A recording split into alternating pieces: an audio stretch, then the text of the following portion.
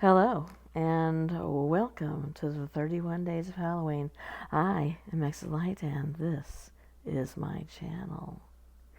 Before we get started, if you would please give this video a thumbs up, I would greatly appreciate it. If you are not subscribed, why not? Please go ahead and do so.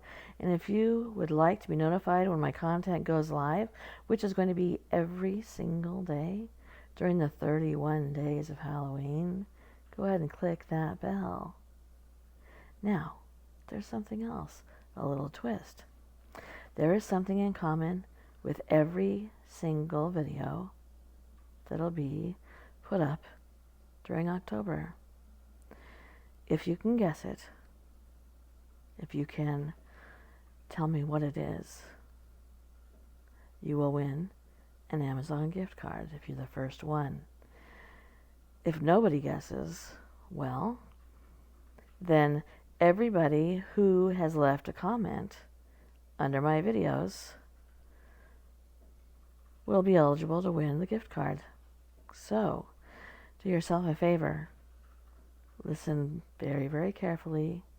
Pay attention very, very carefully. Deduce what it is that 31 videos could have in common. Or start leaving those comments, and you too can be the owner of some free money. Let's go. The legend of Lizzy Borden has gripped the town of Fall River since the gruesome axe murders of Borden's father and stepmother in that house where they lived on August 4th, 1892. Lizzy was accused of the murders.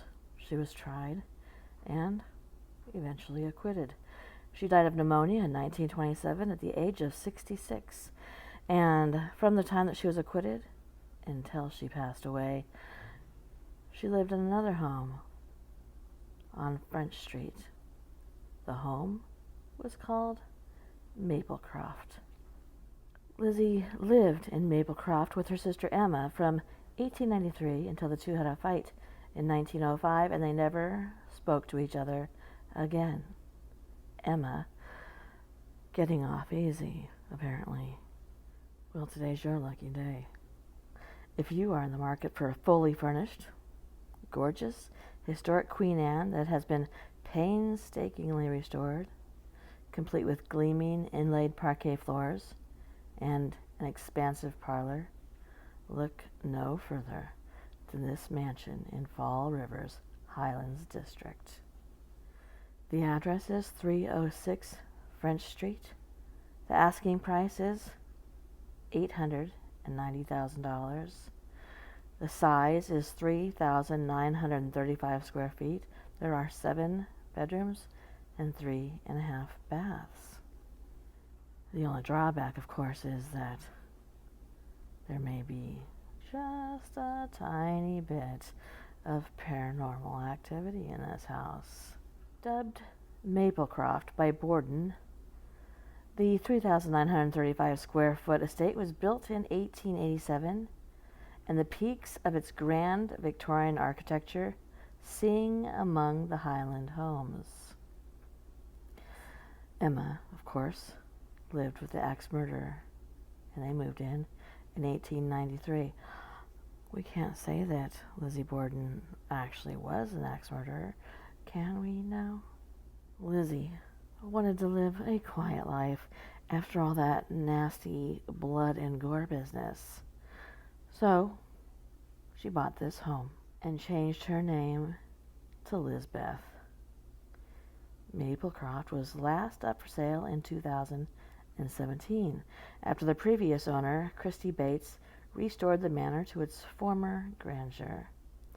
Donald Woods and Leanne Wilbur, who owned the nearby Lizzy Borden Bed and Breakfast Museum, where the grisly murders actually took place in 1892, purchased the home in 2018 with a plan to convert it into a companion museum and B&B to tell the story of the latter part of Borden's life. Woods sank about $200,000 in new improvements, according to Jerry Pacheco, who is the operations manager for the Borden Bed and Breakfast and Museum, including installing a sprinkler system that's deftly hidden in the decor.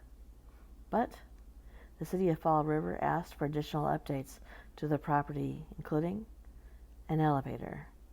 And then the COVID-19 pandemic hit, and Woods decided that he wanted to retire soon. So he and Wilbur opted to put the home on the market for some lucky person to take a whack at turning it into a B&B or resurrecting it as a private home. Inside this home, it has 14 rooms, including those 7 bedrooms and 3.5 bathrooms.